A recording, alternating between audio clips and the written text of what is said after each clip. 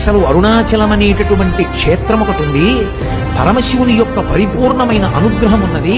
అక్కడికి వెళ్ళాలనేటటువంటి కోరిక పుట్టడం జరగదు. ఎందుకని? అసలు కొన్ని కోట్ల జన్మలెత్తితే తప్ప అరుణాచల పర్వతం గురించి తెలుసుకోడు. అరుణాచల ప్రవేశమునకు ముందు, అరుణాచల ప్రవేశము తరువాత అని జీవుడికి విభాగం చేస్తాడు. అసలు వీడెప్పుడైనా అరుణాచలం వెళ్ళాడా చూస్తాడు. అరుణాచలం వెళ్ళాడు, ఆ జీవుడి స్థాయి వేరు.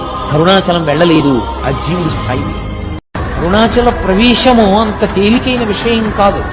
అరుణాచలంలోకి వెళ్ళాడు అంటే వాడికి ఏదో అధికారం ఉంది, పరమేశ్వరానుగ్రహాన్ని పొంది ఉన్నాడని గుర్తు.